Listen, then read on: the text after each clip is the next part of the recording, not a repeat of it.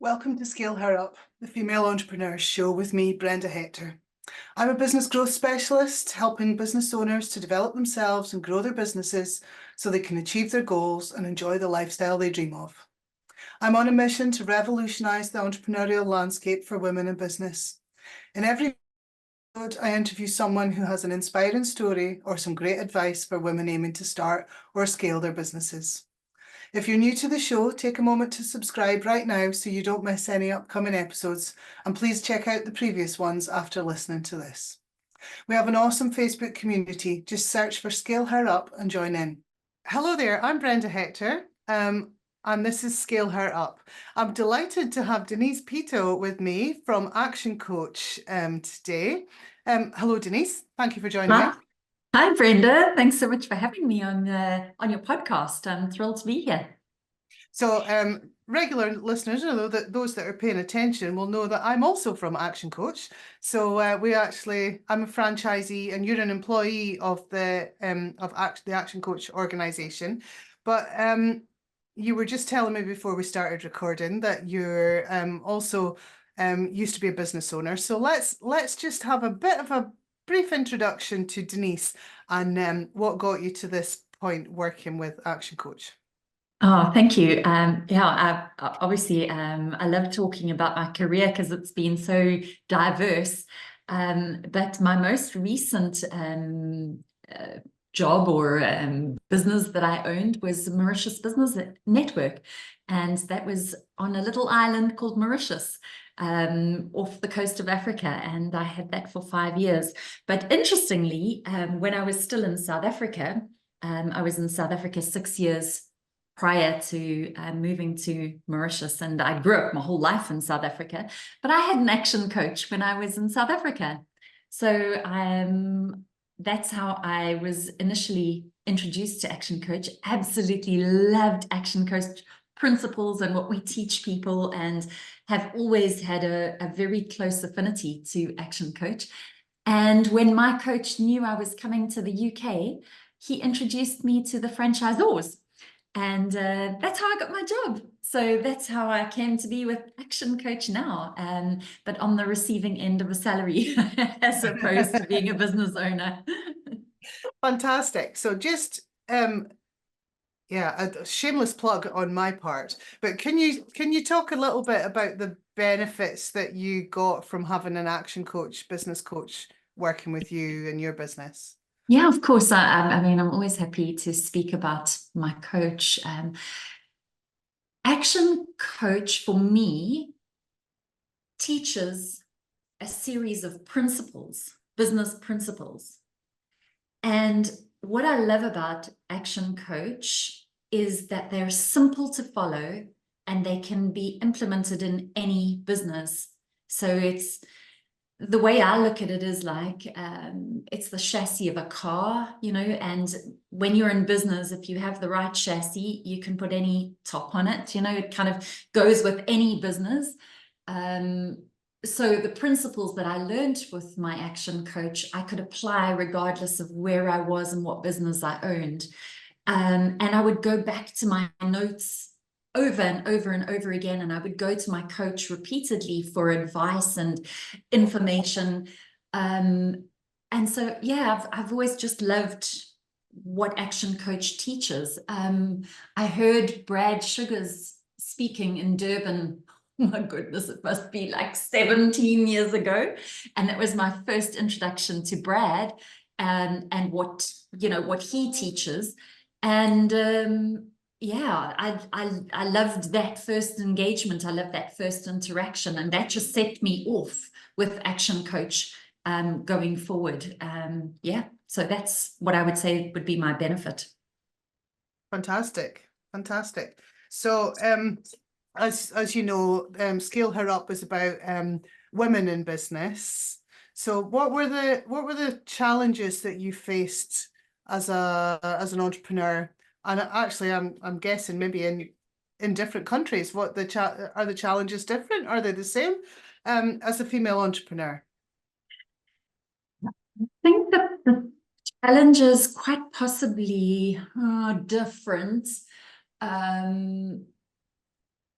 In Mauritius, it was quite a male-dominated business. In Mauritius is quite male-dominated.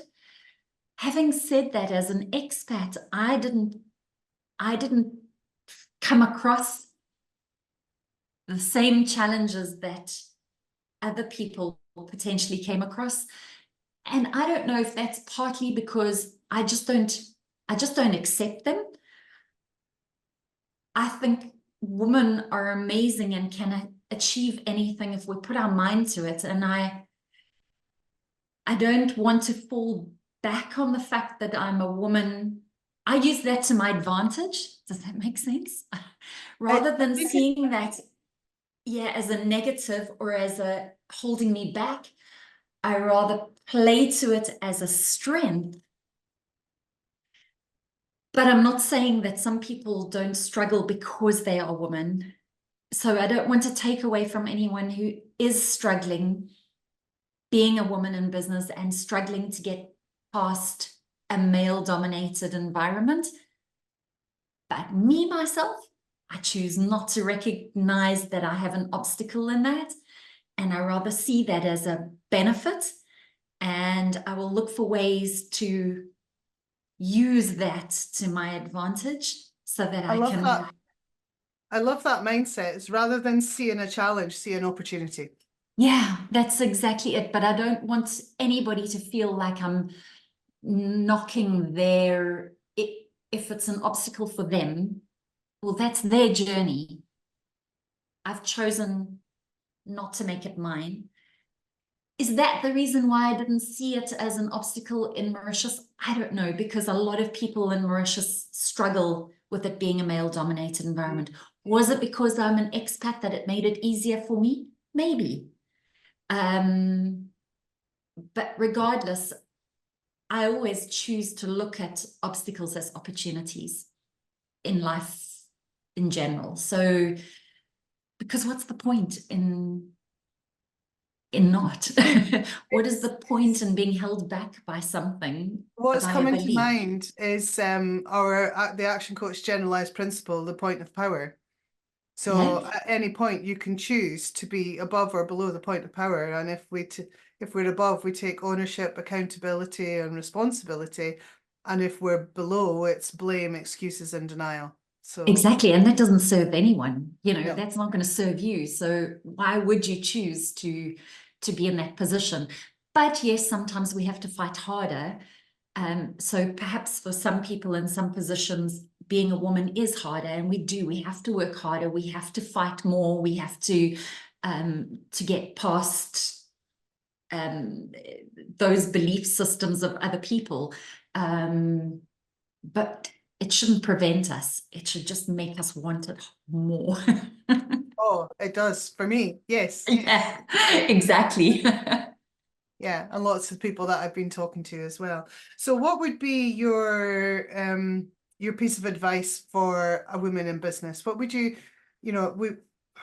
I don't know if I know you've not been in the UK long, so you're maybe not familiar with the Rose Review. The Rose Review of Female Entrepreneurship was, I think it was 2018. There's been an update since then, but it was released in 2018, and it says that only 1 in 3 entrepreneurs in the UK are female, and men are 5 times more likely to scale their business up to over $1 million in turnover than women are.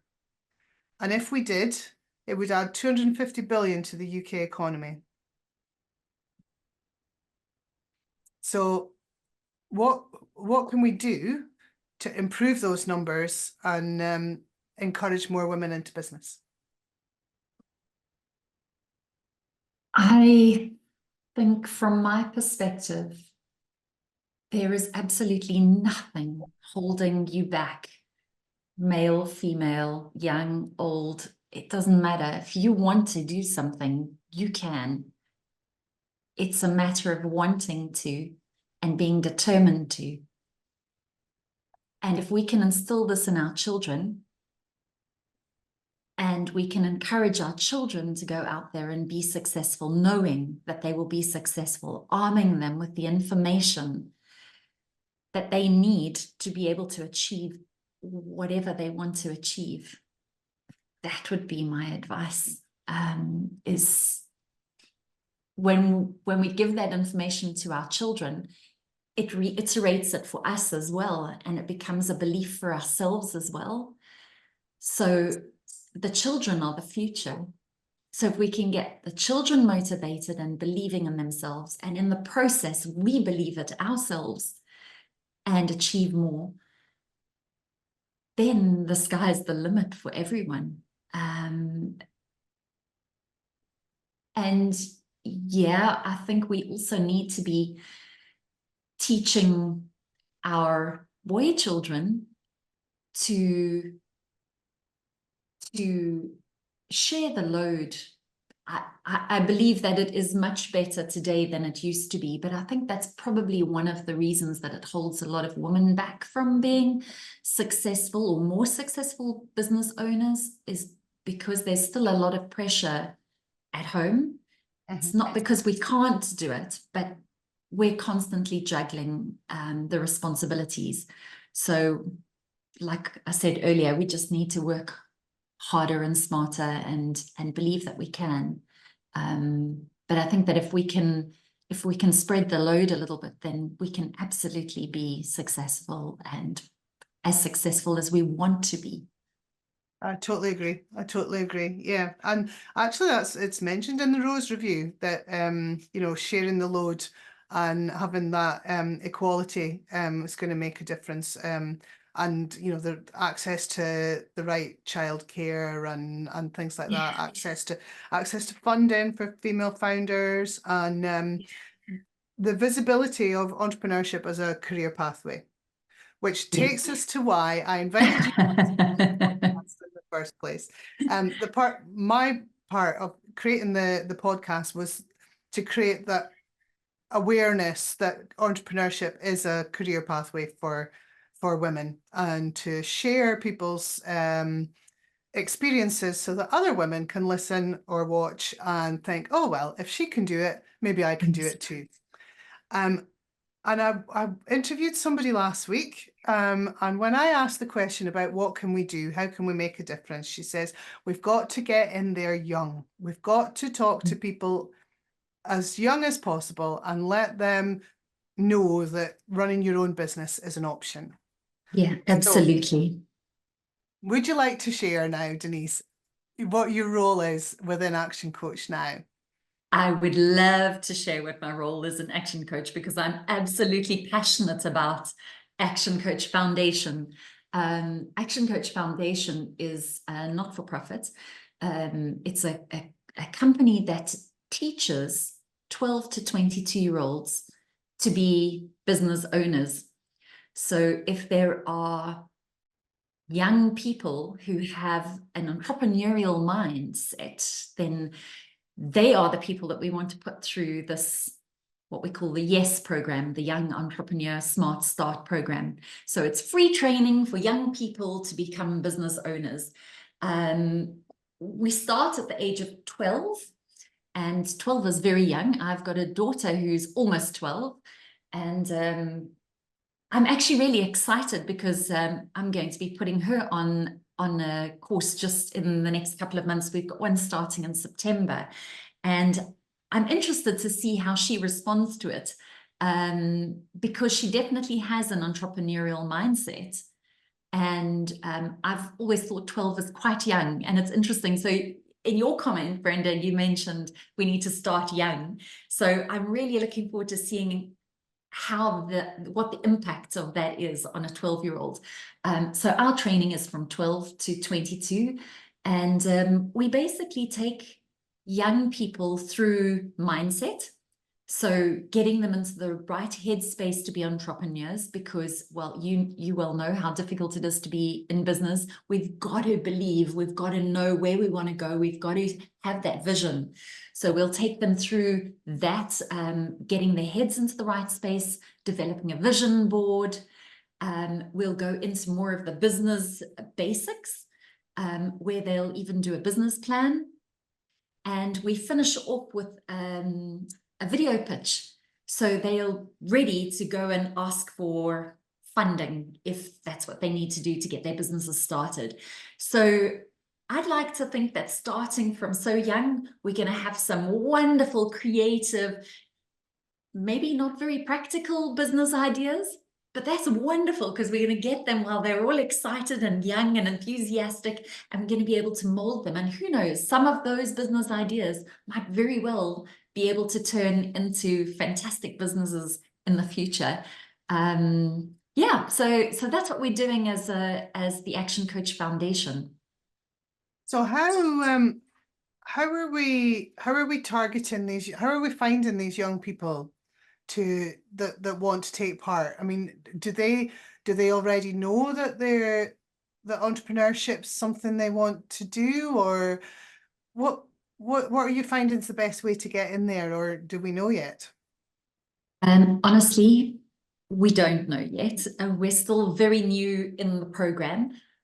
But my thinking is that we go to the schools and we just open it up to any child that wants to participate. Because the more children, even if they don't know that they want to be business owners, it just makes them think differently. It allows them to believe that they could if they wanted to be a business owner. And some of them may very well be motivated to become business owners. Yeah, so everyone's invited to participate. And my thinking is that we need to take this to schools. We need to take this to places where young people congregate. So, you know, whether that's youth groups, whether that is scouts groups, and or whether it's school groups, whether it's hubs that have like youth hubs, wherever young people congregate. If we can get those facilities or those institutions or those schools, get them involved, that's what we need. And we want to do that throughout the whole of the UK. And the if somebody's listening and they know of a young person, how would they sign up? The best way, whether it's a young person or even a school that wants to reach out to me, is probably on my email. So yeah, that's probably the easiest way. I don't know if there's a facility to put my email address. I will put your email address in the show notes for this episode. So I'm just making a note of that. So we'll do that. That's perfect, because my surname's a little bit tricky. It's a French pronunciation. But yeah, if they email me, if they're interested, I can send them all the information of the upcoming courses. And if there are schools or bodies that would like to get involved, then I can communicate with them directly and we can set up a cohort for themselves. I even think if there are, I hope that there are some really successful business women that listen to this podcast that would like to put sponsor a cohort to go through. That would be amazing, and we can call it your business name, you know, and yeah, let's see how many children we can educate to be business owners and see what kind of an impact we can have on their futures, and of course then the future economy of the UK, because it all helps. And it's not just sponsorship or donations, and it's not just people like you and I delivering the program to the kids. We're also looking for facilitators. Is that the right term? Yeah. Yes. So yes, anyone who's listening that wants or watching and feels like that's something that they would like to get involved in and support groups of young people to learn about business and learn about entrepreneurship. Is that the same through your email address? Just the same? yes. I think it's the easiest for now, Brenda, if they just communicate with me directly on email, and then we can see which is the best route for them to follow. You know, the schools would be fantastic, because then we could put every single child in the school through the program if they're over the age of 12, or year 7 or, you know, just starting secondary school, we can put them through the program, and that would be amazing, because that would make such a difference. That would make such a difference to the numbers that we're able to educate, and such a difference to the number of students that would have that confidence to go out and start their own business, and just give them opportunities when they leave school. It doesn't have to be that they have to be a doctor or a lawyer. They can go out and put an idea into practice, and they'll be well equipped. And if they decide not to be business owners, well, then they've still learned mindset, which is so important. They've still learned budgeting, which is so important. They've still learned about investing, which is so important. So it's not just business owners or potential business owners that will benefit. Everybody will benefit by going through this course. So I really would recommend, if you have a child that's between the ages of 12 and 22, that you get them registered. And if you have a school, that you make contact with me so that we can put a cohort together. It's also worth mentioning that the kids might think that they want to, like for my daughter, for example, wants to be a vet. So she's going down that route. She's you know, very academic, but actually the opportunity to have her own practice and run her own business at the end of that. So we don't even think about where the person that I was speaking to last week that said that we need to get in early. She's a partner in a law firm, so she wanted to do law, and then now she's become a partner, and she's got all the responsibility of being in charge of the business, which is not something that we always, you know, we don't really think of that when we think about a career path. So opening that up to get people to thinking, well, I'm going to go down that career path, but I could have the opportunities to have my own business, and then what that brings by opening up their career again. Yeah, absolutely. Yeah, because, you know, when you go to university and you learn to be a whatever, you don't always learn how to be a business owner in that process. And yet train whether people as well, you know, train people as well, absolutely. Yeah, you're right. I mean, if you're a hairdresser, you learn to cut hair. You don't learn to be a business owner. a And joiner, yet, an electrician, or, you know, we've got a very successful coach in England there, who was a client of ActionCOACH with his electrician's business before he became a coach with ActionCOACH. So yeah, there's a lot of opportunity with yeah, it doesn't need to be university. No, absolutely not. Either. No, you're right. Yeah, it doesn't really matter. Whatever it is that you're doing, we become proficient at the operational aspect of that. And not much thought is given to whether we can be business owners, you know, and it's so different, right? I mean, you see that all the time in ActionCOACH, because you know, you have to learn how to be a business owner. So where you're working with adults, we're just preparing them as young people. But wouldn't it be so much easier for us if this has been in their mind from a young age, rather than to sort of introduce the excuse me, the principles and the mindset of a business owner later on. Absolutely. That it will, and hopefully it'll set them on a really successful path. And then, of course, if they're implementing the principles, it'll just get better and better. Because that's exactly, I mean, that's why I love ActionCOACH, because you can, doesn't matter how small or how big your business is, you can adapt, or you can use the principles in your business to grow your business. So they can certainly do it. I mean, my daughter's business now is, she's just started a little, you know, in the holidays, they've started a little business going from door to door, doing little odd jobs for some of the old people in the area, which is so sweet. And I would love to see her now applying the principles of business to her little business, and see how that makes her mind work and how it makes a difference to her business. It's going to be an interesting project to watch. Oh, I'm looking forward to hearing how that develops. It's brilliant. I think you were telling us that she's got a lovely little name for her business, has she? Yes, the little elves. Brilliant.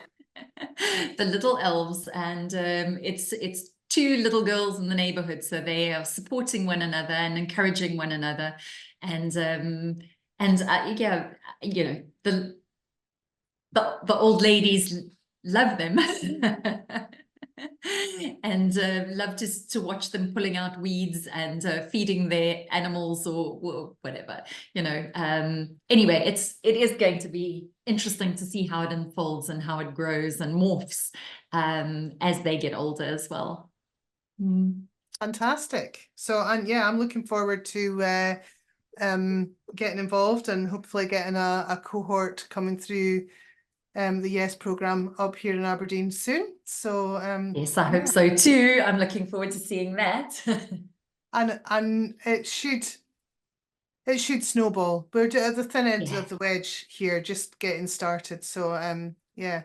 Absolutely. So let's get as many young people onto these cohorts that we've got going. I've got 2 starting in September. So maybe we just need to book a date for you, Brenda, and we'll just put something in the diary and let's get Aberdeen, let's get all the young people in Aberdeen and your surrounding areas booked onto your cohort.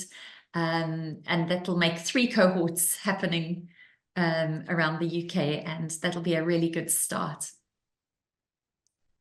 So, excuse me, I'm just thinking about all the questions that I usually ask. It's very relevant for you when we're talking about young people. If you could go back to your 18-year-old self, Denise, what piece of advice would you give her? Oh my goodness. When I was 18, I think when I was 18, I had an opportunity to, I'm a dancer. So I started teaching aerobics and dancing when I was 16 years old. And then I started sewing leotards and selling leotards.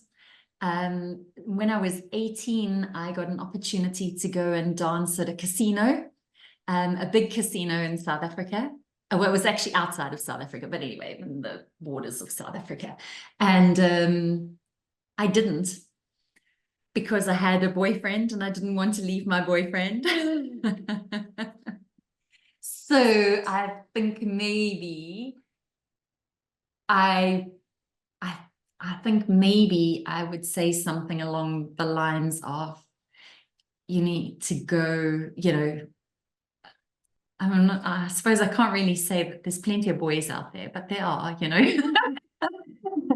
But you know, when you get offered a job or something that just moves you and you think would be a fantastic opportunity, I think you need to really give it some serious thought and not just brush it off for a boyfriend. I love it. What I'm hearing is do it for you, not for anyone else. Yeah. That's probably that would be a fair representation. Yeah. I don't believe in regret, so I don't have any regret not having done it. But I just wonder, it was such an amazing opportunity. And actually, another friend of mine got an opportunity to dance on a ship, and she left her boyfriend. And when she came back after dancing on the ship, she got married to her boyfriend. So, you know, they got together again. If it's meant to be, it will. But it's hard to make that decision because you know, I was 18, I was in love, you know, and I thought that was, you know, and there was a fair amount of pressure. Not everybody my age felt it, but I felt that there was a certain amount of pressure to get married and settle and, you know, have a family and sort of set your life path. That I didn't want to give that up, but I think it would have been really a fantastic opportunity to go and dance for a couple of years. I'm just assuming that you're not with that boyfriend, that didn't last, did it? No, well, we got married and I did have 2 children, yeah, and but then the marriage didn't last. But yeah. Yeah. But yeah, I think I just think that sometimes we need to maybe be a little bit selfish in terms of what we want to achieve and not what society expects of us. And I think that's very good advice, whether you're 18, 20, 30, 451. 40, 50, whatever. Yeah. Yeah. Yeah, and it's probably something that most of us only realize the older we get. Absolutely. Yeah. And it is hard. It's hard to see that. I mean, because I watch it in my children, and you can see how, everything seems like it's so far off. Everything seems like what's happening now is most important, and that we can't think in years to come. When I got divorced, I thought that was the end of my life. I thought that was like I was going to be a divorcee for the rest of my life, and I remember meeting somebody on an airplane, and she had been divorced for 10 years. She'd remarried and she had children. And I remember listening to that and thinking, oh my gosh, yeah, there is life after. It's not like whatever happens to us, whatever's happening at the moment in our lives is not the end of everything. It's potentially the start of something else. We just have to make that happen. So yeah, so don't think just because you're in something that you've got to stay doing whatever it is because society or because you feel like that's it. I mean, there's always opportunities and there's always new things and there's always excitement. We just have to find it and reach for it and go for it. And look at you, you're very inspiring, and you've not mentioned it.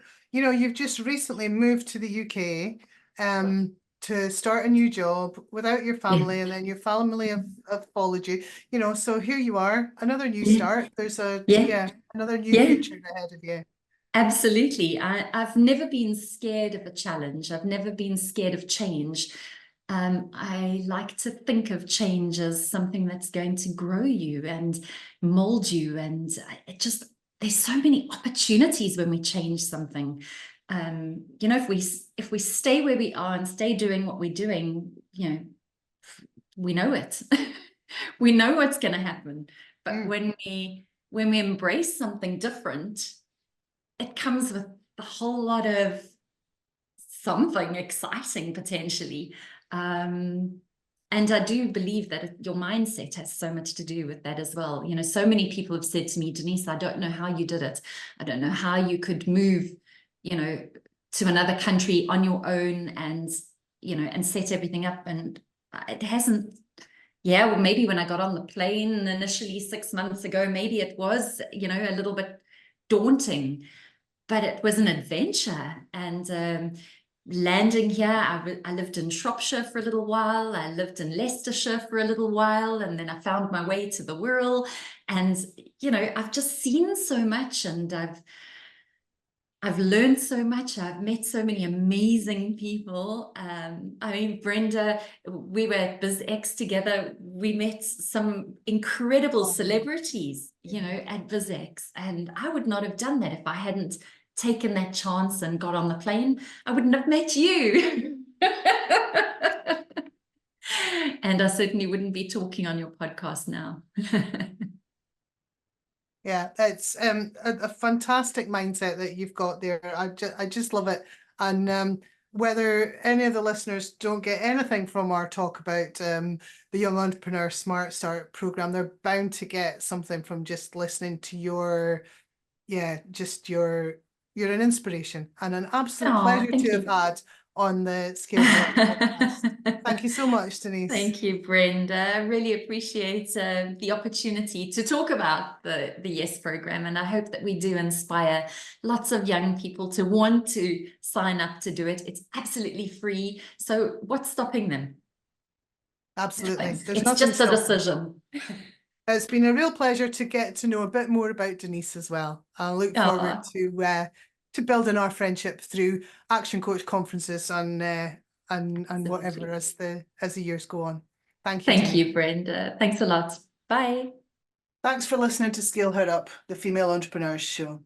Don't forget to subscribe so you don't miss any future episodes, and join our Facebook community at Scale Her Up. Please connect with me, Brenda Hector, on social media and drop me a message to let me know how you're enjoying the podcasts, or even better, pop up a review. I'll finish by reminding you that only 1 in 3 UK entrepreneurs are female, and men are 5 times more likely to scale their business to over 1 million in turnover than women are. If we started and scaled our businesses to the same extent as men, it would add £250 billion to the UK economy and provide millions of jobs. Ladies, you can do it and make a massive difference.